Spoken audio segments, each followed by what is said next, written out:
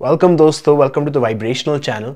एक बहुत ही amazing question आया था। मैंने एक वीडियो में बोला था कि आपका जो कर्मा है अगली लाइफ में जो बनता है वो बनता है आपकी बिलीफ सिस्टम पे। सही गलत क्या है वो भगवान डिसाइड नहीं करते, वो आप डिसाइड करते हो। अगर एक अमेरिकन सोल्जर वॉर पे जाता है और ये बोलता है कि मैं अपनी कंट्री के लिए लड़ रहा हूं, मैं सही चीज कर रहा हूं, तो अब उसमें क्या होगा, उसका कोई नेगेटिव कर्मा बना ही नहीं। और अगर कोई जापानीज सोल्जर करता है अटैक और वो ये सोचता है कि मेरे को अपनी कंट्री के लिए लड़ना चाहिए, पर वो डीप, उसके अंदर डीप एक बिलीफ है कि लोगों की हत्या करना बहुत ही गलत काम है, तो उससे क्या होगा, उसका नेगेटिव कर्मा क्रिएट होगा। अब ऐसे करके हर एक पर्सन की इस सोसाइटी में हम जीते हैं, हमको ये फंडामेंटल चीजें सिखाई जाती है कि क्या सही है क्या गलत है, मॉरल हैबिट्स। अब आप जाके सड़कों पे लोगों को चाटा नहीं मारोगे क्योंकि हमको ये मॉरली सिखाया गया है कि गलत है। पर अगर आप कोई बिल्कुल एलियन प्लेनेट पे जाते हो, कोई मार्स में जाते हो, मार्स में आपको एलियन मिलते हैं और वो एलियन एक दूसरे को चाटे से ट्रीट करते हैं, ग्रीट करते हैं और ट्रीट करते हैं, तो अब उस एनवायरनमेंट में जाके आपको लगेगा यार ये क्या कर रहे हैं, ये एक दूसरे को मार रहे हैं, बेफालतू में मार रहे हैं, बट वो एक दूसरे को ग्रीट कर रहे हैं। हमको ये मॉरल वैल्यूज हर किस को सिखाई गई है, स्पेशली आज के टाइम पे हर किस के पास ये वैल्यू है। अब कुछ लोग ऐसे हैं जो बिल्कुल सोसाइटी से कट ऑफ है, स्पेशली जैसे for example Andaman Nicobar islands पे जो लोग रह रहे हैं, काफ़ी सारी ट्राइब्स हैं जो बिल्कुल डिस्कनेक्टेड है। अब उन ट्राइब्स के पास जाकर अगर आप देखोगे, शायद वो कुछ ऐसी चीज़ करते होंगे जो हम नहीं करते। फॉर एग्जाम्पल अगर उनमें से कोई पर्सन मरता है तो उनकी मरने के बाद उनके बॉडी पार्ट्स को काट के वो पका के खाते हैं या बिल्कुल कच्चा खाते हैं, उस पर्सन की रिस्पेक्ट पे करने के लिए।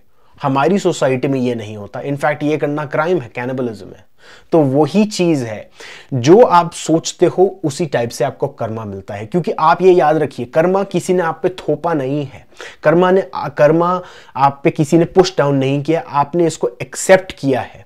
आपकी स्पिरिचुअल ग्रोथ के लिए आपने बोला कि मैं कर्मा अपनी बॉडी में, अपनी एक्सपीरियंस में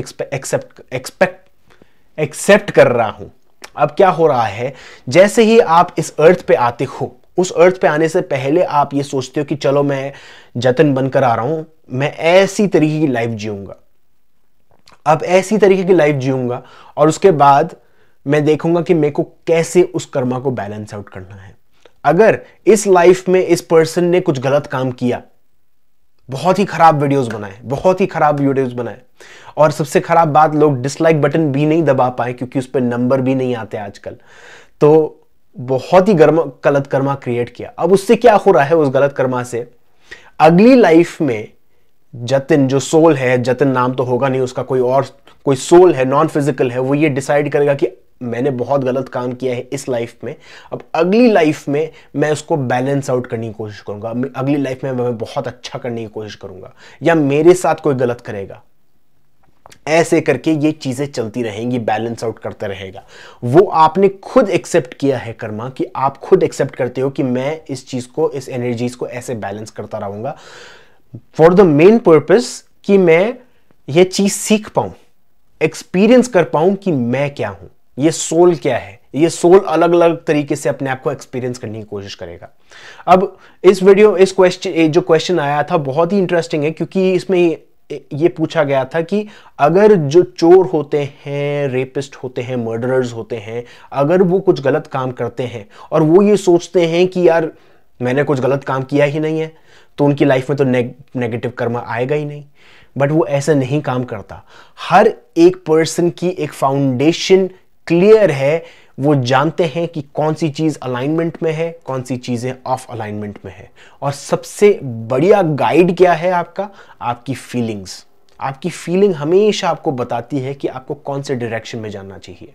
अगर कोई पर्सन आउट ऑफ लस्ट किसी का रेप करता है, तो उसका लस्ट उसको बता रहा है कि तू गलत डायरेक्शन में जा रहा है, तू गलत डायरेक्शन में जा रहा है। उसको वो तो लस्ट तो हो गई, बट अंदर से होगी बहुत बड़ी गिल्ट, बहुत ही बड़ी हॉलोनेस, वो हॉलोनेस उस पर्सन को हमेशा हॉन्ट करती रहेगी और फिर वो दूसरी चीज़ें करता रहेगा। एक पर्सन का रेप करेगा, फिर दूसरे पर्सन का रेप करेगा, तीसरे पर्सन का रेप करेगा, करता रहेगा। वो हंगर खत्म ही नहीं होगी क्योंकि उसके अंदर वो हॉलोनेस है।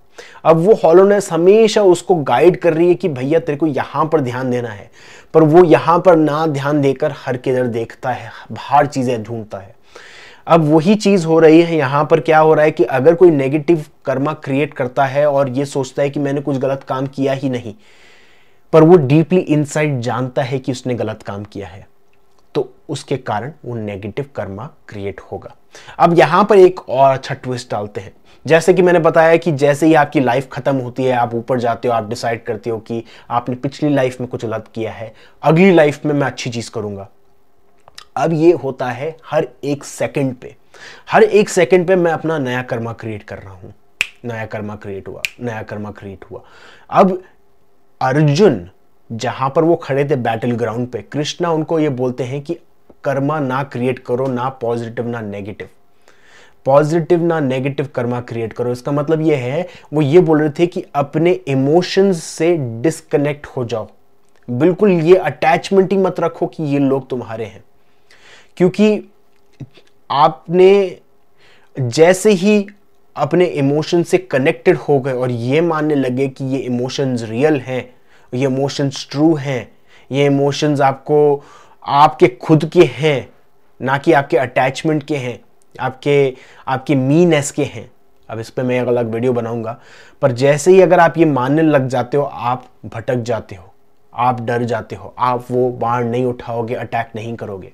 और कृष्णा उनको ये बोल रहे थे कि ये चीज मत करो, ज्यादा सोचने की चीज नहीं है, बिल्कुल डिटैच हो जाओ, बिल्कुल प्रेजेंस में आ जाओ और जो एक्शन तुमको लेना चाहिए तुम्हारी हाईएस्ट अलाइनमेंट में से वो करो, वो लेना है एक्शन।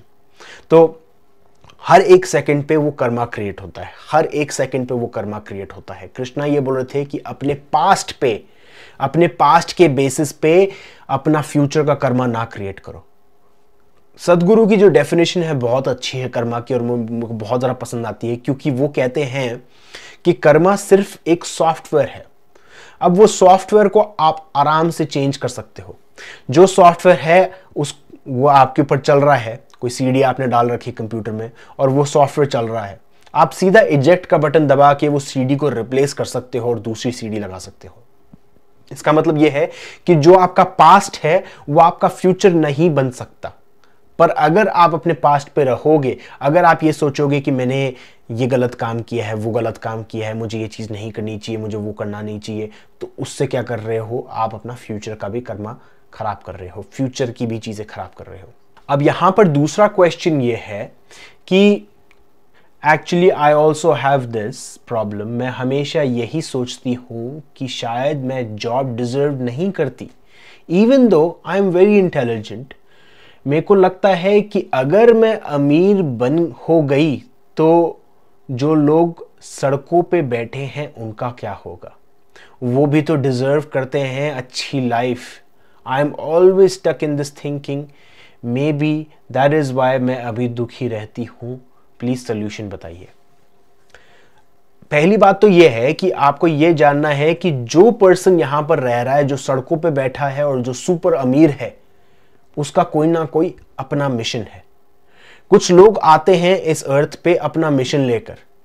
कुछ लोगों का डिसाइडेड है कि उनकी लाइफ में ये कैंसर आएगा, कुछ लोगों का डिसाइडेड है उनकी लाइफ में ये प्रॉब्लम आएगी, ये गरीबी की प्रॉब्लम आएगी। वो उनकी खुद की जर्नी है, आप उसको चेंज नहीं कर सकते। कुछ भी हो जाए आप उसको चेंज नहीं कर सकते। होओपोनोपोनो कर लो या ये कर लो या वो कर लो, आप उनकी जर्नी को चेंज नहीं कर सकते। आप उनकी जर्नी को तब चेंज कर सकते हो जब आप अपने खुद के एक्सपीरियंस को चेंज करोगे। इसका मतलब यह है कि जैसे ही आप अपने ऊपर फोकस करोगे, जैसे ही आप अपने आप को इंप्रूव करने लग जाओगे, आपकी बॉडी और आपकी एक्सपीरियंस बन जाती है एक आर्ट। अगर आप एक आर्ट को देखते हो, बोलते हो कि यार क्या मजेदार आर्ट है, बहुत ही अमेजिंग है, उस आर्ट से आपको इंस्पिरेशन मिलती है। कोई म्यूजिक सुनते हो, वो म्यूजिक से आपको पंप मिलता है जिम में जाने के लिए, वो म्यूजिक से आपको एक अच्छे इमोशन में आते हो। वैसे ही हर एक पर्सन जो है हमारी लाइफ में एक फ्रेग्रेंस है।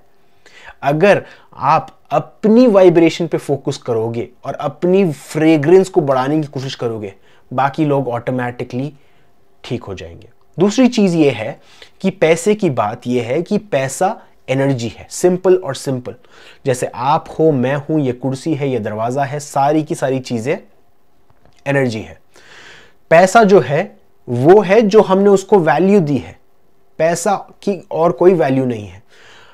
पैसा हम सोचते हैं कि अगर मेरे पास 10,000 रुपए हुए तो मैं शॉपिंग करने जाऊंगा, मैं शायद घर की चीजें खरीदूंगा, उससे मेरे को इतनी खुशी मिलेगी। अगर मेरे पास 10 लाख रुपए आ जाते हैं तो मैं एक BMW खरीदूंगा, उससे मेरे को इतनी खुशी होगी। अगर मेरे पास 10 करोड़ रुपए आ जाते हैं तो मेरे पास एक यॉट होगी, उससे मेरे को इतनी खुशी होगी। ये आपकी एस्टिमेशन है, एक्चुअली होगी या नहीं होगी उसका कोई वैल्यू, उसकी कोई भी गारंटी नहीं है। और उसके बाद अगर रहेगी भी या टिकेगी वहां पर या नहीं टिकेगी, वो भी आपके ऊपर है। तो पैसे की एक्चुअली कोई वैल्यू नहीं है। हम पैसे को कंपेयर कर रहे हैं कि 10 लाख से मेरे को इतनी खुशी होगी, 10 करोड़ से इतनी खुशी होगी।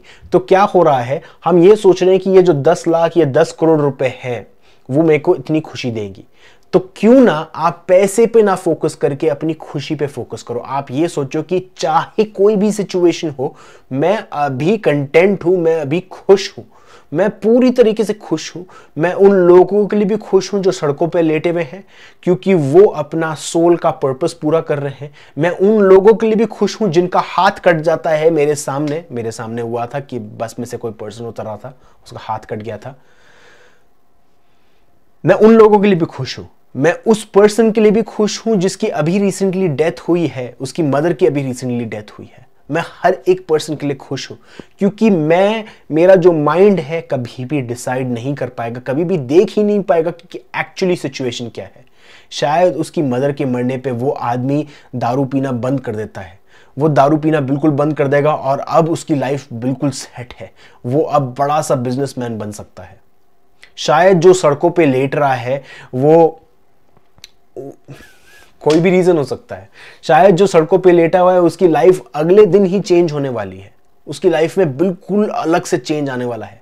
शायद वो भी दारू पी के सड़कों पे लेटना बंद कर देगा। हर एक पर्सन अपनी जर्नी पे है, उसकी जर्नी को जज ना कीजिए, क्योंकि जैसे ही आप उनकी जर्नी को जज करोगे, क्या कर रहे हो आप उसको? Where attention goes, energy flows। अगर आपकी एनर्जी वहां पर गई तो वो ही चीज बढ़ेगी, वो पर्सन गरीब ही रहेगा। इसलिए चैरिटी जो है, चैरिटी मैं कभी नहीं करता। इनफैक्ट ये वीडियोस भी बनाता हूं, मैं अपने लिए बनाता हूं, मैं किसी की हेल्प करने के लिए नहीं बनाता। इनफैक्ट ये मैं जानता हूं कि काफी ज्यादा रूड स्टेटमेंट हो सकता है कुछ लोगों के लिए, बट ये वीडियोस मैं बनाता हूं अपनी खुशी के लिए बनाता हूं। और खैर इसमें लोगों की हेल्प मिलती है, बट चैरिटी मैं बिल्कुल नहीं मानता, क्योंकि चैरिटी जो है उस पर मैं एक अलग सा वीडियो बनाऊंगा जरूर। बट चैरिटी क्या है? आप उस पर्सन की बदनसीबी देख के, उस पर्सन की इनकेपेबिलिटी देख के बोलते हो कि यार मुझे शायद उसकी हेल्प करनी चाहिए, चलिए ले 10 रुपए।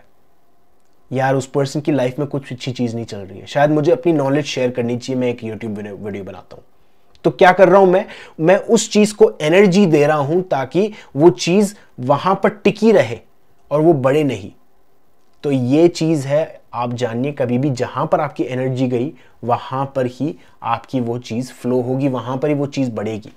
तो दोस्तों, पैसे के बारे में टेंशन मत लो, पैसा ऑटोमेटिकली आएगा। अपने पैशन पे फोकस करो, जो चीज के बारे में आप पैशनेट हो उस पे फोकस करो, जो चीज के बारे में आप एक्साइटेड हो उसके ऊपर फोकस करो, क्योंकि जैसे ही आप उस पर फोकस करोगे वो चीज, पैसे आएंगे ही आएंगे आपकी लाइफ में। जितना आप फोकस कर सकते हो पूरे दिन में अपने एक्साइटमेंट पे, एक एक्साइटमेंट के बाद दूसरा एक्साइटमेंट के बाद दूसरा एक्साइटमेंट, एट द एंड आप बिल्कुल कंटेंट होंगे, आपकी लाइफ बिल्कुल चेंज होने लग जाएगी। सो दोस्तों, ये ट्राई कीजिए, और अगर आपके पास कोई क्वेश्चंस हैं प्लीज कमेंट बॉक्स में पोस्ट कीजिए। Thank you.